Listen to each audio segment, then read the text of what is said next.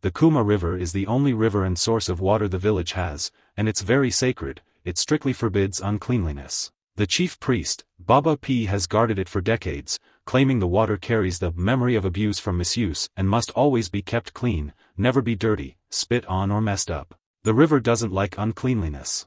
The villagers didn't care about that. Whenever they go to the river, they always mess it up. They take their dirty clothes and other dirty belongings to the river to wash, they bath, spit and even urinate inside the river. One morning, they wake up to notice that the Kuma River is no longer where it used to be. The river has dried up. They thought the river dried up probably because of the dry season, so they waited till rainy season. Rainy season came but there's still no water or sign of water in the river, and rain refused to fall in the village but falls in other villages. The people were tired and frustrated due to lack of water, so they summoned the chief priest Baba P for solution. The chief priest Baba P stands on the jagged rocks of the sacred threshold, close to the Kuma River. He said to the villagers, "The Kuma River is a river of purity, the water itself is life." Baba P's voice cracks like dry timber. He continued by saying, "But you people decided to mess it up and turn the river to a pool of dirt, where you wash your dirty clothes and other unclean things. The river came to me several times saying it's being abused by the people of Opa village, and I warned you people that the Kuma River is very sacred and strictly forbids uncleanliness. The river doesn't want anything from you. Kuma River only asked to be kept clean by anyone using it." The villagers apologized and they made some sacrifice to appease the Kuma River.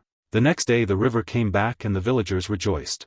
They kept the river clean, because the few months they suffered for lack of water made them very conscious and careful on the things they do in the river.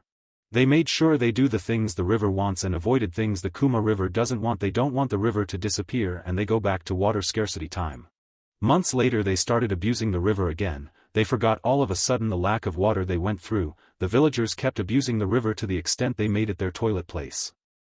The river reported to the chief priest Baba P, and the chief priest told the villagers that the river is not happy with the way they are misusing it, that they have started abusing the Kuma River. The chief priest pleaded to the villagers to stop abusing the river to keep it clean. But they paid deaf ears and ignored everything the chief priest said and continued doing what they feel.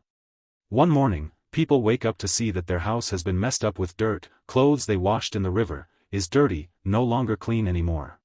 They went to the river to fetch water so they can clean up their houses, but they observed that Kuma River water has turned milky white, and anyone who drinks it starts laughing, then crying, then speaking in voices that aren't theirs.